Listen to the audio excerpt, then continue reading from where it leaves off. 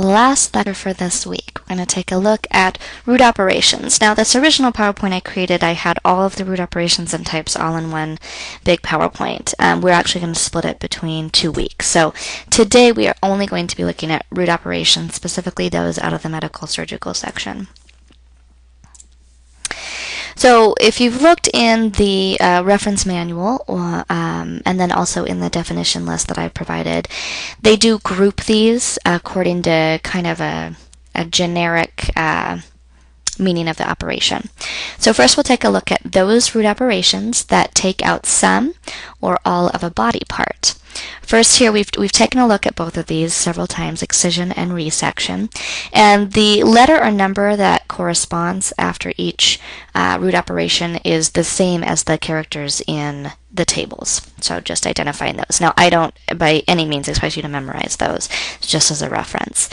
So excision is cutting out or off without replacement a portion of a body part. Again, this is what we typically think of in terms of biopsy, and then of course there are many other reasons that we would do this. So remember, if it is for biopsy purposes, we use that qualifier to indicate that it was diagnostic.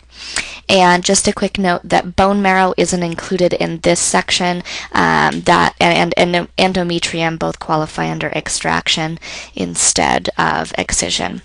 And then resection, we're cutting out or off without replacement all of a body part. And another quick note in terms of lymph nodes, if it's the whole chain, that would be considered resection. If it's just a single lymph node, that would be considered excision. Also, just a reminder here on the guidelines that we looked at, if a body part value indicates a whole section, so the one we talked about was the upper lobe of the lung. If that whole thing is taken out, even though it is a part of the entire organ of the lung, we're still going to use resection because it takes out that whole body part value. Some more that take out some or all of a body part, we have detachment, destruction, and extraction. Detachment is cutting off all or part of the upper or lower extremities. So this is basically what we think of as an amputation. And our body part value here is the site of detachment. Destruction is physical eradication of all or a portion of a body part by the direct use of energy, force, or a destructive agent. So here we don't actually have any body part physically removed. And then extraction, we're pulling or stripping out or off all or a portion of a body part by the use of force. And there also is a biopsy option in this one. So a couple examples: detachment could be amputation at the elbow, destruction could be fulguration of the endometrium, and an extraction could be a suction, dilation, and curettage. Alright, so those were all or part of a body part. Now we're taking out solids, fluids, and or gases. So we have drainage, extirpation, and fragmentation. Drainage is taking or letting out fluids and or gases from a body part. Again, we have a biopsy option here. So this could be something like an incision and drainage of an abscess. Extirpation, we're taking or cutting out solid matter from a body part. So this could be a foreign body, or I don't know, it could be something produced by the body. And so something like a thrombectomy is an example here. And it may have been previously broken into pieces via fragmentation. So this is where we break solid matter in a body part into pieces. Again, it could be a foreign body, it could be something produced by the body. So an example, if we had kidney stones that were fragmented and then they're removed, we have two different things going on. So remember our guidelines for multiple root operations or multiple procedures. First we would have the fragmentation done, and maybe that could be done externally, and then we might go in with a scope and do the extirpation.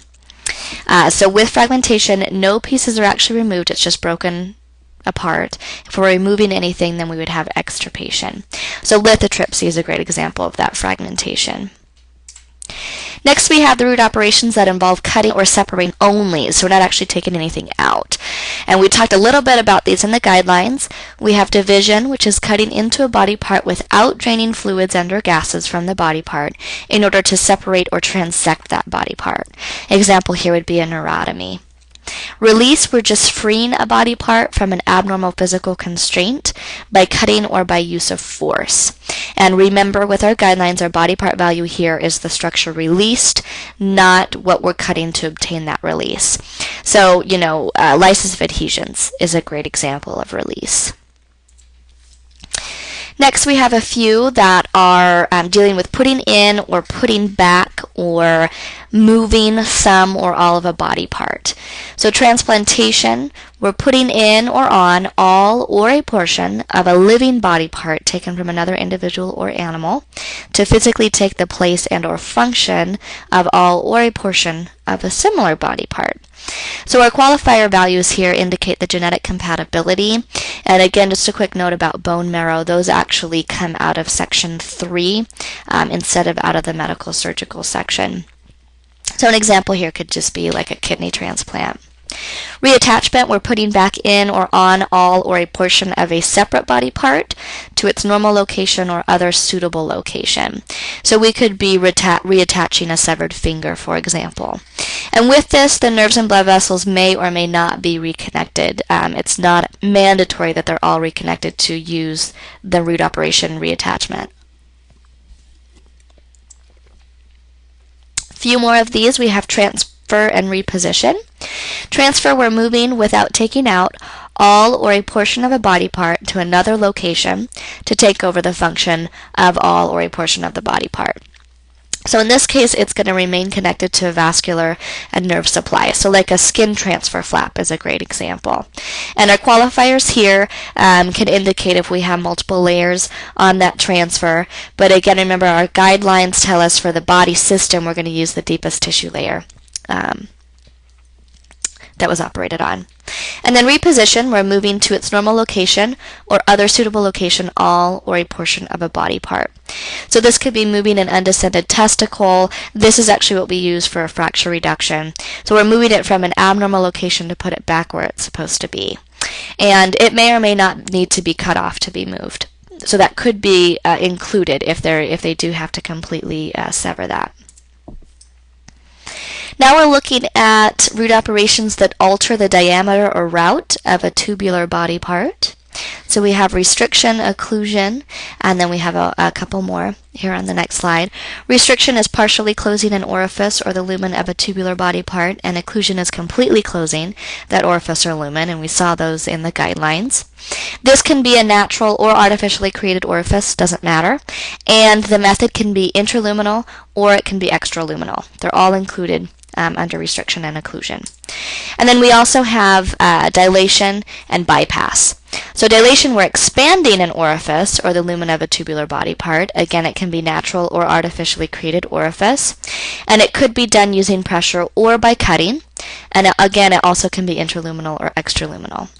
And then bypass, we talked about a little bit in the guidelines. We're altering the route of passage of the contents of a tubular body part. And this can include a device. So a couple examples here. Sorry, I forgot examples. Restriction could be gastroesophageal fundoplication. Occlusion could be a fallopian tube ligation. Dilation could be an angioplasty, so like a PTCA, our percutaneous transluminal coronary angioplasty, right? We're going in and just expanding that. Bypass could be a coronary artery bypass graft. Now we're going to look at ones that always involve a device, and we have several of these. There's insertion, replacement, and supplement. So insertion, we're putting in a non-biological device that monitors, assists, performs, or prevents a physiological function, but does not physically take the place of a body part. Remember, with that, we were looking at something like transfer or transplantation. So an example here could be like a central line insertion. Replacement, we're putting in or on biological or synthetic material that physically takes the place and or function of all or a portion of a body part. So this could be like a total hip replacement.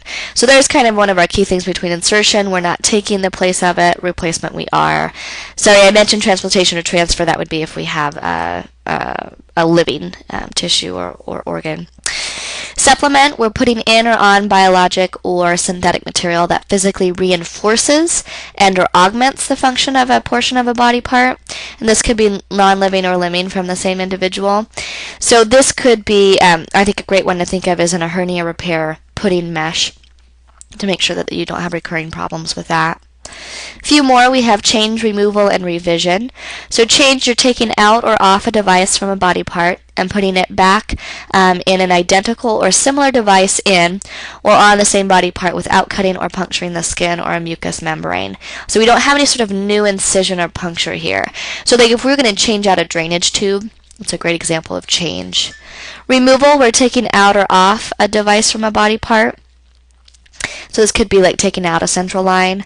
And then revision, we're correcting to the extent possible a malfunctioning or displaced device. So if we had like a pacemaker revision, be an example.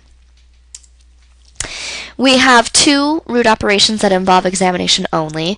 We've talked about inspection a few times with the guidelines. So here we're just looking around, visually and or manually exploring a body part. So remember, if we had a procedure discontinued without getting into any other root operation, we use inspection. If we have a scope procedure where we don't actually do anything while we're in there, that qualifies as an inspection.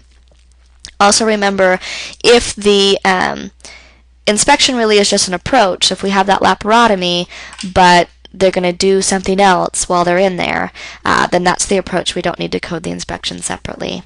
And then map, we're locating the route or passage of electrical impulses and or locating functional areas in a body part. So this really only applies, because we're looking at electrical impulses, to cardiac mapping and cortical mapping. They start to get a little more generic as we go. These are root operations that define other repairs. So control, we talked about a little bit in the guidelines. We're stopping or attempting to stop post-procedural bleeding. Again, remember, if they have to do something further that qualifies as a root operation, so if they have to actually, do a resection or something like that, we're going to code that instead of control. And then repair is kind of our catch-all, restoring to the extent possible a body part to its normal anatomic structure and function. So this is probably kind of our last resort root operation if we just really can't find any other root operation that would fit. So it's kind of like our not elsewhere classified option. And then we have kind of these generic root operations that include other objectives. So we have fusion, alteration, and creation. So fusion, we're joining together portions of an articular body part, rendering the articular body part immobile. So this could be via a fixation device, a bone graft, or other means. So this, by definition, is only going to be performed on joints, right? Because that's where we are mobile. So if it's immobile, it's within the joints. And our qualifier values here indicate a anterior, posterior approach and fusion location. Alteration is modifying the natural anatomic structure of a body part without affecting the function of the body part.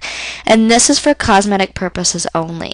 So all of your, what you typically consider as plastic surgery, at least elective plastic surgery, is going to fit under alteration. So like a facelift is an example here. If they're being done for medical purposes, that's going to come out of a different root operation. So this is cosmetic purposes only. And then our last one is creation, which is a very specific root operation, making a new genital structure that does not physically take the place of a body part. So this really is just a sex change operation, either male to female or female to male. If they are doing any sort of tissue harvesting, then we're going to have that as a separate procedure. And those are all the root operations for the Med-Surg section. And we'll get to the related sections and the ancillary sections next week.